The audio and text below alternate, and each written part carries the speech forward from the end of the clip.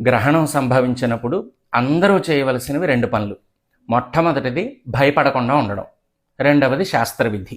అంటే అభూత కల్పనలు, అవాస్తవాలు, పుకార్లు నమ్మి లేనిపోని ఆందోళన చెందకూడదు.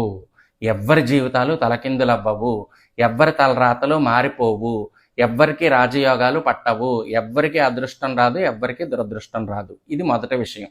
రెండో విషయం ఏంటి? శాస్త్రవిధి.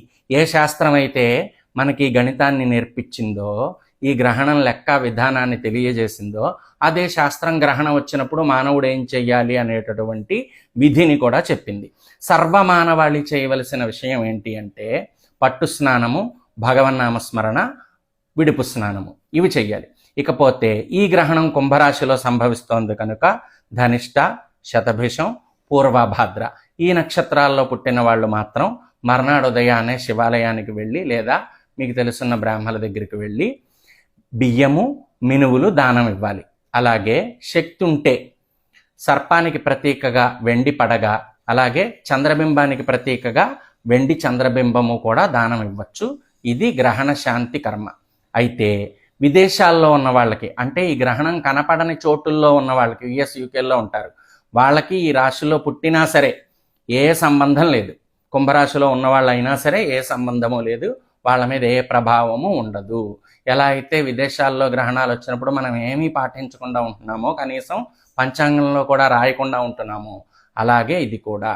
కాబట్టి విదేశాల్లో ఉన్న వాళ్ళు కుంభరాశిలో పుట్టినా సరే వాళ్ళకి ఏ నియమములు ఉండవు. ఇక గర్భిణీ స్త్రీలు మధ్యాహ్నమే భోజనం చేయాలి, సాయంత్రానికి అల్పాహారం ఏదన్నా తేలిగ్గా అరిగిపోయే ఆహారం తిని కదలకుండా నిద్రపోవాలి.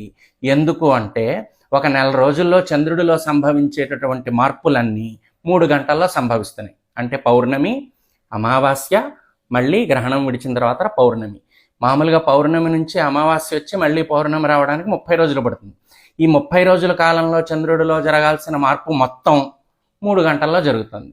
కాబట్టి మానవుడి మనస్సు, బుద్ధి, శరీరంలో కూడా అవే మార్పులు సంభవిస్తాయి కనుక పట్టు స్నానము, విడుపు స్నానము, అలాగే మధ్యలో భగవన్నామ స్మరణ ఆచరించినట్లయితే ఈ గ్రహణానికి సంబంధించిన దోషములు జ్యోతిష్య శాస్త్రం ఏం చెప్పిందో వాటి నుంచి విముక్తులవుతాం.